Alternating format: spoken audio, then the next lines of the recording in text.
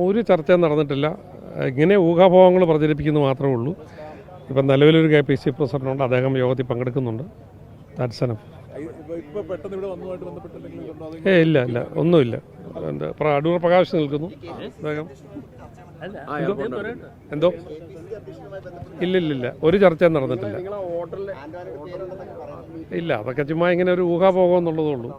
ഒരു ചർച്ചയും നടന്നിട്ടില്ല, ഒരു തീരുമാനങ്ങൾ ഇവിടെ ഉള്ളതായിട്ട് അറിയത്തുമില്ല. ഇല്ല, എൻ്റെ പേരൊന്നും വന്നിട്ടില്ല. ഞാൻ അപ്പോഴേ ഇത് വിട്ടതാണ്. എൻ്റെ പേരൊന്നും വന്നിട്ടില്ല. അങ്ങനെ തെറ്റിദ്ധരിക്കണ്ട, തെറ്റിദ്ധാരണ കൊടുക്കുകയും വേണ്ട.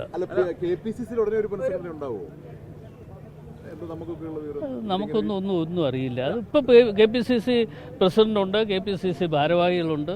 അപ്പോൾ പിന്നെ പുനഃസംഘടനയുടെ ആവശ്യം വരുന്നില്ലല്ലോ.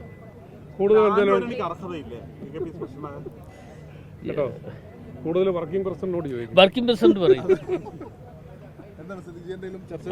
കോൺഗ്രസിൻ്റെ ഈ സമ്മേളനം ദേശീയ തലത്തിൽ കോൺഗ്രസിൻ്റെ ഒരു വലിയ കരുത്തുറ്റ പ്രസ്ഥാനം, സംഘടനാപരമായും രാഷ്ട്രീയപരമായിട്ടുള്ള കോൺഗ്രസ് നേരിടുന്ന പ്രതിസന്ധികളെ അതിജീവിക്കാൻ ദൈക്ഷണികമായും ആശയപരമായും സംഘടനാപരമായും ഒരു കരുത്തുറ്റ പ്രസ്ഥാനമാക്കി മാറ്റാനുള്ള പുതിയ വഴികൾ കോൺഗ്രസ് ആർജിച്ചെടുക്കും.